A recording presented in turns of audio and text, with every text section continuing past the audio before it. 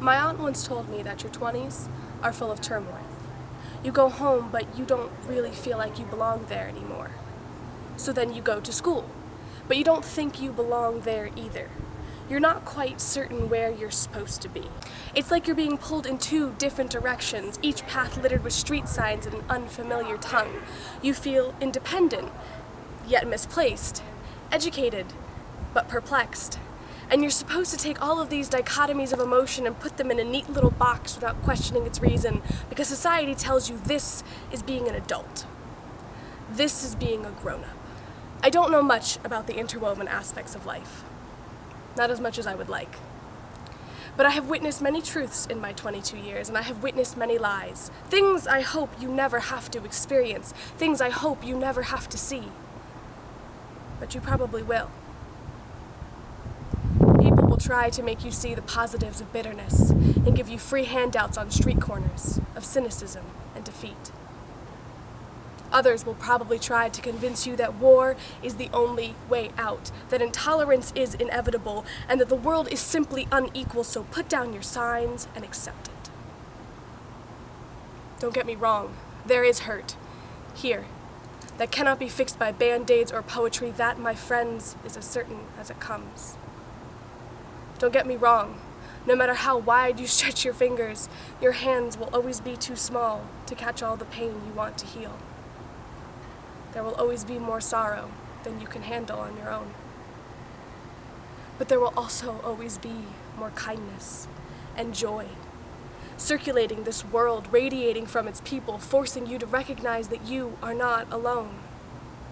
And yes, on a scale from 1 to over-trusting, I am pretty damn naive, but I want you to know that this world is made out of sugar.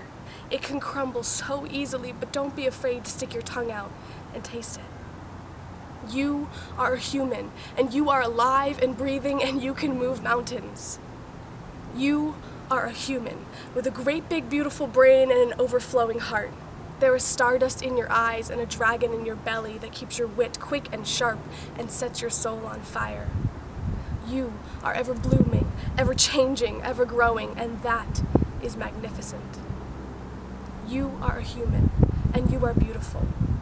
Those who think like you are beautiful, so are those who don't. Everyone is facing a battle that you may not recognize. Everyone is climbing a peak that you may never be able to understand. The same goes for you. The same goes for your strife, and your vice, and your hardships. It sounds so simple, friends, but please treat this earth like your home. Treat her inhabitants like your family.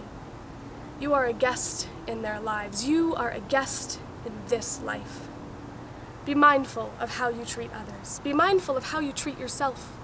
You wouldn't spit cruel lies at your best friend, so why would you stare into the mirror and whisper them for your own ears to hear? We've heard these concepts throughout our lives. We've learned them more times than we can count, and yet we hardly ever live by them. And yet we hardly ever show them to our counterparts. We very rarely stretch our hand out to an enemy on the ground. We very rarely wish them healing. Empathy doesn't just exist for those who look like you, act like you, think like you, sin like you. Empathy is for everyone. Just like mercy and grace, everyone is welcomed at the table.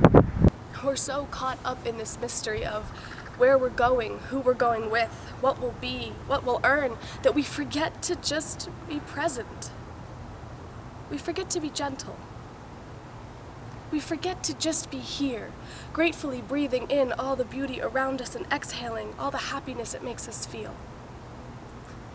If you can remember anything from this string of values pouring from my soul, please remember that good things come in threes, and so do bad things. And always apologize when you've done something wrong, but don't you ever apologize for the way your eyes refuse to stop shining.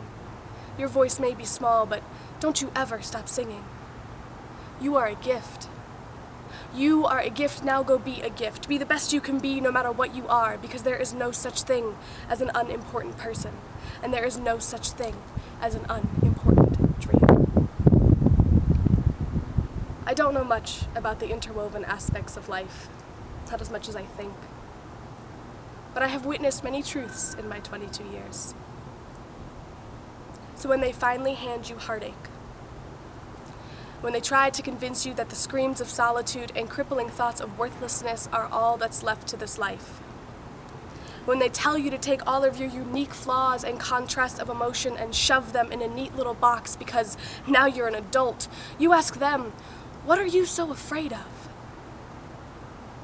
What's so daunting about being a little lost? I don't have everything figured out, and neither do you.